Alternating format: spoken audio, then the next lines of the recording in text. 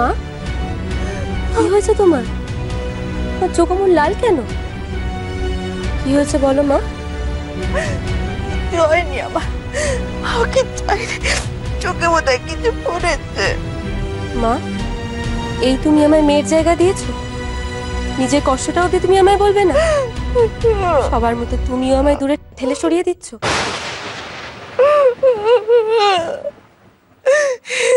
আমি বলতে পারছি না রে মিনু, বলতে পারছি না। দোহাই তোমার মা, কি হয়েছে তুমি বলো। তোমাকে কে কি বলেছে আমাকে এক্ষুনি বলো।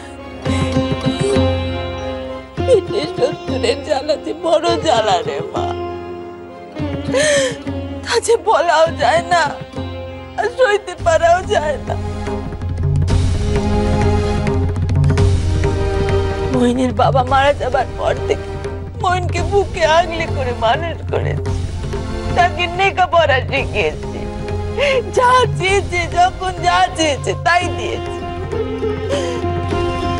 যে মইন তার মাকে চোখকে হারাতো, সেই মইন তার বইয়ের সামনে উঠতে বসতে আমারে কোটা দেয়, তার বইয়ের সামনে আমাকে অপমান করে রে মা। কি বলেছেন মহেন্দ্র বাবু? সারাদিন যেতে পড়ে ফেললে আমি তার জন্য জল খাবার নিয়ে গেছিলাম। কি মুখটাই করলে সে, আমি নাকি তাদের ঘরে ঢুকলে তাদের স্বামী স্ত্রী কথা বলতে অসুবিধে হয়, তাদের নাকি অনেক কথা। আমাকে নির্লজ্জের মতো ঘর থেকে বেরিয়ে যেতে বললে রে মা। তুই বল বিনু, এই কথা কি কাউকে বলা যায়?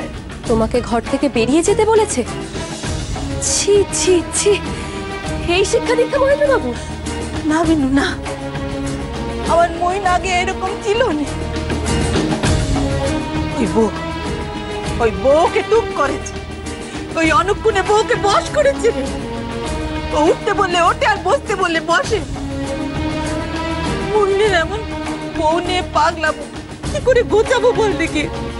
ও বিনু, তুই তো অনেক বুদ্ধি ধরিস, একটা কিছু উপায় বের করে দে না তুই।